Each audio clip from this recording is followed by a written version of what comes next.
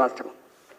అదేవిధంగా non tax revenue అంటే భూముల అమ్మకం కానీ, ఇసుక ద్వారా కానీ, మట్టి ద్వారా కానీ, ఫారెస్టులో దొరికే వాటి నమ్మకం వల్ల కానీ, ఇలాంటి అని కూడా నాన్ ట్యాక్స్ రెవెన్యూ కింద వస్తాయి. అలాంటి నాన్ ట్యాక్స్ రెవెన్యూలో కూడా 2014-15లో 6,447 కోట్లుంటే 15-16లో 14,000 కోట్లు, 16-17లో 9,000 కోట్లు, 17-18లో 8,000 కోట్లు, 18-19లో 10,007 కోట్లు, 19-20లో 7,360 కోట్లు, 20-21లో 6,101 కోట్లు, 21-22లో 8,857 కోట్లు, 22-23, 23-24లో కొంత భూములు అమ్మినాం కాబట్టి 19,554 కోట్లు, 23,820 కోట్లు. ఈ రేవంత్ రెడ్డి గారు వచ్చిన తర్వాత కూడా 24-25లో 6,000 కోట్ల రూపాయలు. ఇంకా మార్చి మంత్ కలపలే, ఇక్కడ తగ్గలే ఆదాయం. ఆయన అన్నాడు share of government of India taxes. మనకు గవర్నమెంట్ ఆఫ్ ఇండియా నుంచి ట్యాక్స్ వస్తాయి, దాన్ని ట్యాక్స్ డెవల్యూషన్ అంటారు. నేను కొత్తగా 2014-15లో బడ్జెట్ పెట్టినప్పుడు 8,189 కోట్లు, 15-16లో 12,351 కోట్లు, 16-17లో 14,776 కోట్లు, 17-18లో 16,420 కోట్లు,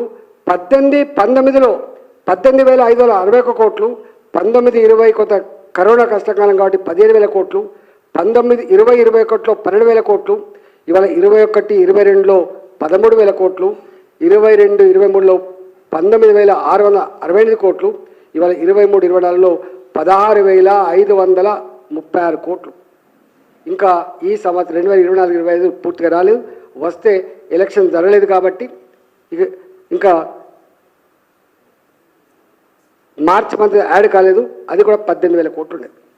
అంటే ట్యాక్స్ డెవల్యూషన్లో కూడా గ్రోత్ తప్ప ఎక్కడ తగ్గలేదు. మొత్తం 11 సంవత్సరాల కాలంలో గ్రోత్ తప్ప తగ్గలేదు. గ్రాంట్స్ ఇన్ ఎయిడ్ అని ఉంటుంది, అంటే సెంట్రల్లీ స్పాన్సర్ స్కీమ్ కింద వచ్చేది. సెంట్రల్లీ స్పాన్సర్ స్కీమ్స్ కింద నేను ఫస్ట్ సంవత్సరంలో 7,118 కోట్లు, 15-16లో 9,394 కోట్లు, 16-17లో 9,752 కోట్లు, 17-18లో 8,059 కోట్లు, 18-19లో 8,178 కోట్లు, 19-20లో 11,599 కోట్లు, 20-21లో 15,471 కోట్లు. ఇట్లా చేసుకుంటూ పోతే దాదాపుగా 10,000 కోట్లకు చేరింది ఇవాళ. సెంట్రల్లీ స్పాన్సర్ స్కీమ్స్ అంటే ఉపాధి హామీ పని కోసం ఇచ్చేది కావచ్చు, సిఆర్ఎఫ్ కింద ఇచ్చే రోడ్ల పైసలు కావచ్చు, పిఎంజేసీ కింద ఇచ్చే రోడ్ల పైసలు కావచ్చు, హెల్త్ డిపార్ట్మెంట్కి ఇచ్చే.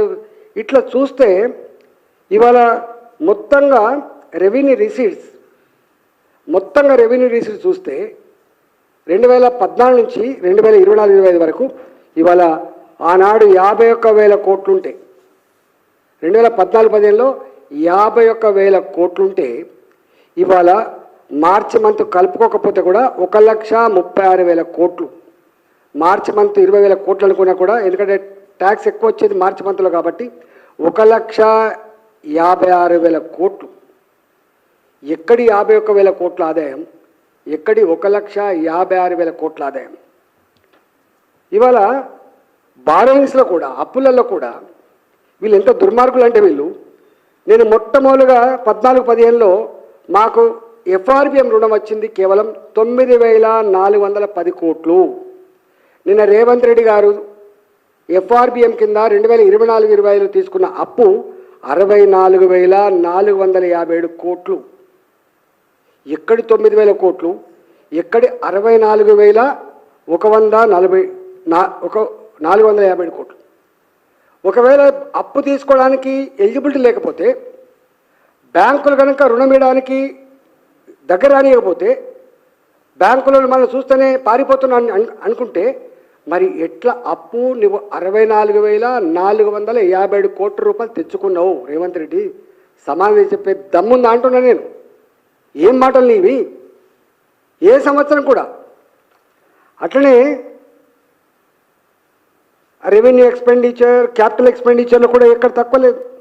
ఈవెన్ క్యాపిటల్ ఎక్స్పెండిచర్లో కూడా ఏ రాష్ట్రం అయితే క్యాపిటల్